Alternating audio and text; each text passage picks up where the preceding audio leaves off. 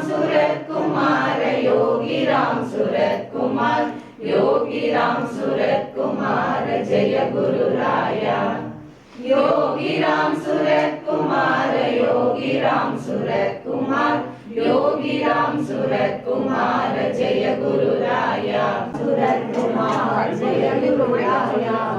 योगी राम सूरत कुमार, योगी राम सूरत कुमार, योगी राम सूरत कुमार, जय गुरु राया। योगी राम सूरत कुमार, योगी राम सूरत कुमार, योगी राम सूरत कुमार, जय गुरु राया। योगी राम सूरत कुमार, योगी राम सूरत कुमार, योगी राम सूरत कुमार, जय गुरु राया। योगी राम सूरत कुमार, योगी राम सूरत कुमार, जय गुरु राया। योगी राम सूरत कुमार, योगी राम सूरत कुमार, योगी राम सूरत कुमार, जय गुरु राया। योगी राम सूरत कुमार, योगी राम सूरत कुमार, योगी राम सूरत कुमार, जय गुरु राया। அதாவது 1994 நவம்பரில் ராஜலட்சுமி அம்மா இங்கே நம்ம பெரிய புதூரில் குடியிருந்தாங்க. அப்புறமா அங்கே இருந்து மாற்றி ஹாஸ்டலுக்கு போனாங்க. அப்புறம் பகவான் கிட்ட கேட்டிருக்காங்க. பகவான் அவங்கக்கிட்ட கேட்குறாங்க ஒரு நாளைக்கு. அவங்க சிலருக்கெல்லாம் சில கிஃப்ட்டு அது இதெல்லாம் கொடுக்குறாங்க. நீ சாவித்திரிக்கு என்ன கொடுக்க போகிறேன் அப்படின்னு சுதாமாவில் இருக்கும்பொழுது ராஜலட்சுமி அம்மாக்கிட்ட பகவான் கேட்டிருக்காங்க. அவங்க ஏதோ ஒரு கிஃப்டை பேரை சொல்லி அதை கொடுக்கவா இதை கொடுக்கவா அப்படியெல்லாம் பகவான்கிட்ட கேட்டாங்க. பகவான் இல்லை இல்லை இல்லை அதெல்லன்னு சொல்லிகிட்டே இருந்தாங்க. அப்புறம் அங்கே பகவானுடைய படம் இருந்தது. அந்த படம் காட்டிட்டு இதை கொடுக்கவா பகவான்னு கேட்டாங்க. அதாவது பகவான் அவங்களுக்கு கொடுத்த ஒரு படம் இதுதான் அந்த படம். ஆமாம் அந்த படத்தை கொடு அப்படின்னு சொல்லி நீ போகும்பொழுது உனக்கு கொடுத்த படம் சாவித்திரி கொண்டு போய் கொடுன்னு சொல்லும் பொழுது இத்தனை பேர் அந்த படம் கும்பிடும் நினைக்கவே இல்லை. என்ன தீர்க்கதரிசித்தம் பகவான் அப்படி கொடுத்த அவங்க 2 பேரும் விஜயக்காவும் ராஜலட்சுமி அம்மாவும் வந்தாங்க. அடுத்த நாளே காலையில் படம் கொண்டு வந்தாங்க இங்கே. நானும் சாவித்திரியும் அது ஏற்று வாங்கி அப்படியே பூஜா ரூமில் வச்சது தான் இன்றைக்கும்.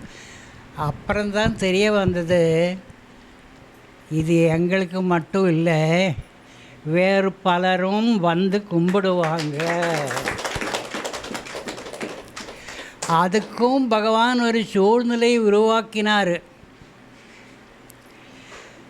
95 நினைக்கிறேன்.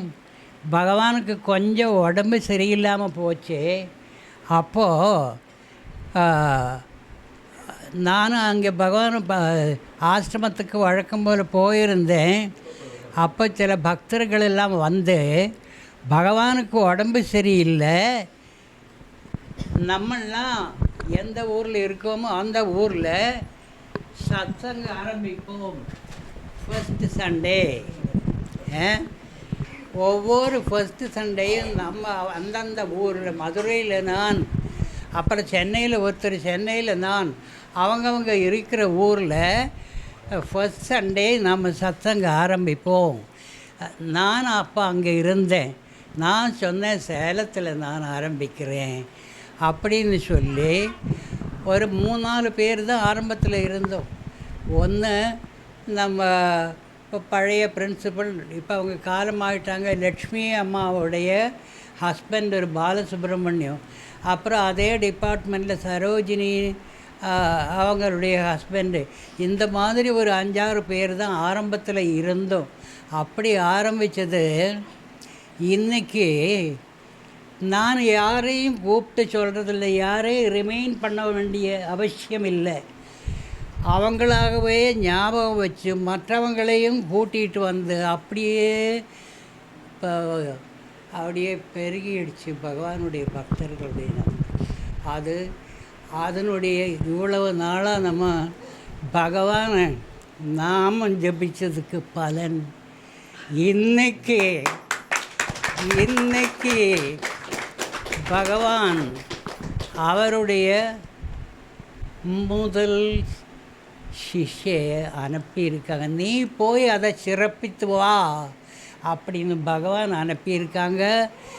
இன்றைக்கி நம்ம இந்த சத்சங்கத்துக்கு ஒரு நிறைவு, ஒரு அருமையான நாள், மறக்க முடியாத ஒரு நாள். அதாவது அம்மா இங்கே வந்திருக்காங்க, சத்சங்கம் நடத்தி வைக்கிறாங்க, நமக்கெல்லாம் அருள் புரிய வந்திருக்காங்க. பகவானுடைய அருள் நிறைய கொண்டு வந்திருக்காங்க. அவங்க பகவானுடைய அருளின் உருவம்தான் அது. அதனால் அம்மாவை கும்பிட்டா பகவானை கும்பிடுறது தான். இதுதான் நம்மளுடைய இந்த சத்சங்கத்தினுடைய சரித்திரம். அதுக்கு அம்மா வந்தது ஒரு நிறைவாக இருக்கு. நம்மளுடைய இந்த இது இன்விடேஷன் ஏற்று அம்மா இங்கே வந்ததுக்கு பல கோடி நன்றிகள் அம்மாவுக்கு. அம்மாவை அனுப்பி வைத்ததுக்கு பகவானுக்கும் ரொம்ப ரொம்ப நன்றி, சந்தோஷம்.